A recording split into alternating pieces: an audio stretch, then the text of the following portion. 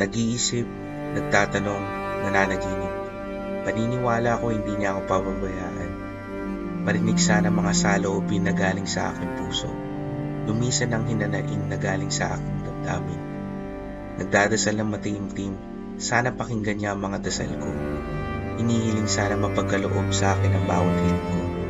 Sa bawat paglakad ko dito, masikip, mainit, mailinsangan ng kapaligiran.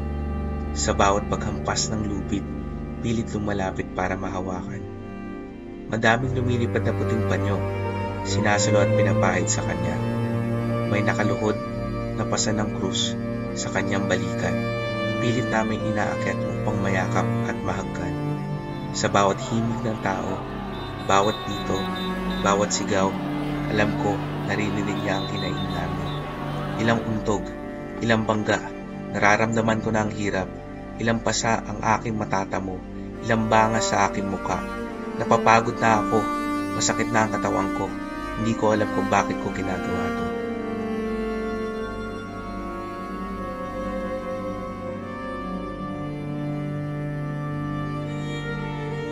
Para kaming gumagapang sa kawalan, ilang kilometro pa. Ramdam ko walang katapusan na itong paglalayat namin. Mabagal pa rin ang pag-usag. Nararamdaman ko na ang init.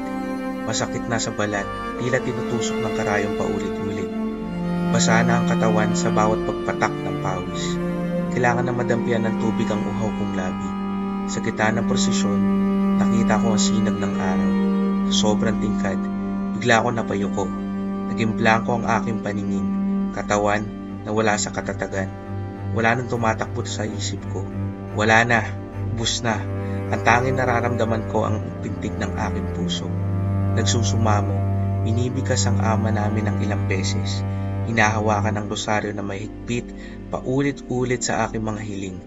Masakit man to, pero kailangan ko itong tiisin sa paniniwala matatapos din to.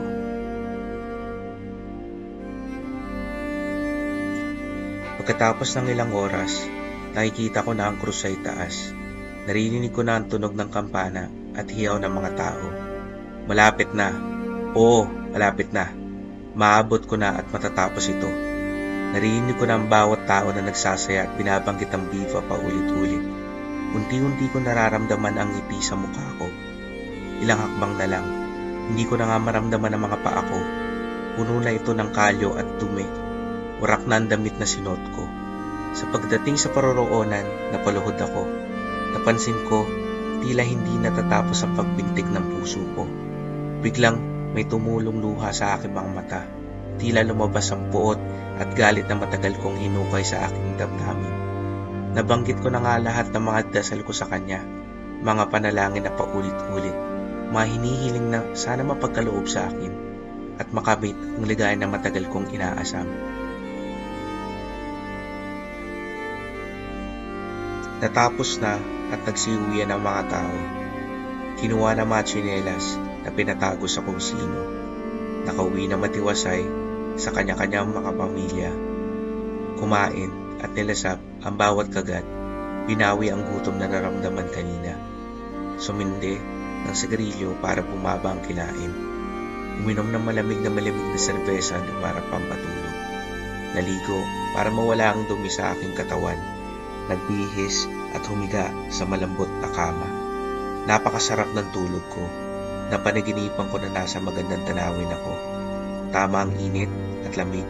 Masayang masaya ako. Ilang oras sa pagtulog, bigla ako nagising at napaisip.